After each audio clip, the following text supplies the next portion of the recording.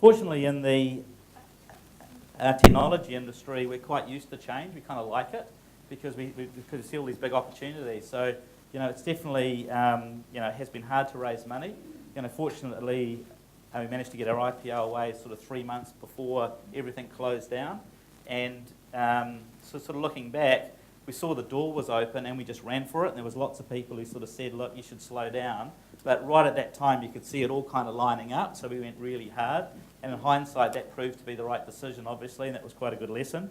We haven't been, because we had the cash then, the sort of global financial crisis was really interesting for us. It meant that it would be harder for somebody else to follow after us and get funded.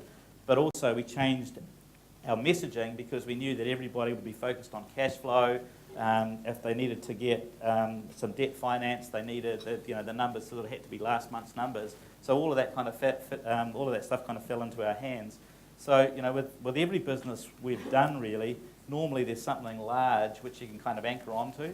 When we did the email archiving product, I remember when somebody first mentioned Sarbanes-Oxley to me, and suddenly, woohoo! So, we quickly learned about that, and, Sarbox was on our website, and every message was Sarbox. So there's usually something that goes on that small businesses can kind of anchor onto, so we love change, and crisis is kind of good too. Especially if it's not your own. Yeah. Is everybody in the room moving? We do have ginger tablets. Yeah. Excellent. Yeah. Thank goodness you'll put them in that end and not the other. With your lower cost model, your sales structure that's not the Oracle model that you mentioned earlier, what's been key to your choice of people and the way you've structured that and the culture? Yeah, so that's a great question. So what's different with going for this low-cost model? We kind of screwed up a little bit with our sales and marketing at the start. We took some really good enterprise salespeople and, who could go and have any conversation and win any deal, but that actually doesn't work in a scale sales model. What we needed to build was sales processes. And so the big part of Xero that I've really enjoyed is the sales process and building process around things. So, and we're so unsophisticated here. If you go to a US trade show, those guys have done the plane miles. They've had the first experience where they drunk all the wine, and then sort of 2 days later, once they get back to their office, they don't have any leads. So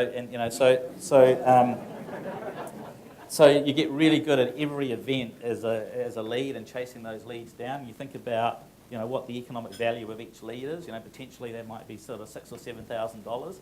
So, we've really focused on sales process, and that's been interesting. And that's a completely different set of skills from a super slick salesperson. Very different, yeah. I think sort of following on from that, we kind of fake it in New Zealand. In the enterprise software space, the heroics of the founder can get you through.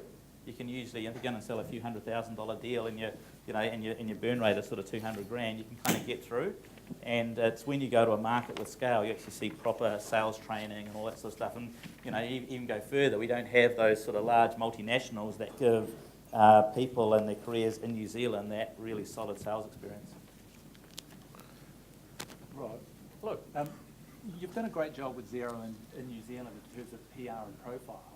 Can you tell me some stories about what you've had to do to get some traffic internationally? What have been the things that have made the difference in terms of growing the brand outside of New Zealand? Yeah, so I don't think we've kind of smacked it out of the park yet. We're seeing really good customer growth, good profile growth, but the small business market is really hard. And I think Stephen Tyndall sort of said to me, it takes about 7 years to build a great business. I think, and if you're sort of angel funding or self-funding businesses, we kind of have to do it within the first sort of year or 18 months. It's, you've got to do it very, very quickly, right? And what we've been able to do with Xero is to raise enough capital to do things properly.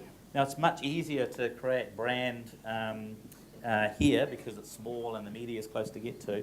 And it's been a real challenge sort of doing it in the UK and Australia. So what we've been doing is essentially a piggyback marketing approach. We do a whole lot of things, but one thing we've been doing is try to sort of win those big partnerships. So, we believe over time that the telcos will be a natural channel for software as a service. You think about who already has an online relationship with most small businesses. It's the banks and the carriers. With this netbook trend, we expect that that effectively you just go and buy a new device. It'll be for free. You commit to a 2-year data plan. That's sort of just starting to happen. We're seeing that in Australia and the UK now. So it would make sense over the next year or so that those organisations will become the channel. So what we were able to do is, to use our networks, Kia network, those sort of things, to get access to those sort of global organisations. So we targeted the kind of the prime carrier relationship in all of our markets. So we had really good support from Telecom here, and through Telecom we got to know Paul Reynolds, and that helped us out when we got our relationship with BT. We also targeted Telstra in Australia, and we were able to use our senior people rather than spending a whole lot of money on a marketing team. We used our senior people to get those marketing relationships, and then we've given them the opportunity to tell a whole lot of stories to their kind of, to their client base. So we know that those don't deliver lots of results straight away. It definitely delivers brand, and now we're kind of working through them, getting through the cycles to actually do some really focused marketing campaigns. But that endorsement of being able to win those sort of marquee marketing partnerships really helped our accountants channel, because it created credibility there. So there's a whole balance of things, but one of the key things we did there was use our networks to get those sort of marquee partnerships, and we think they're starting to work. But that telecom stuff's really hard work.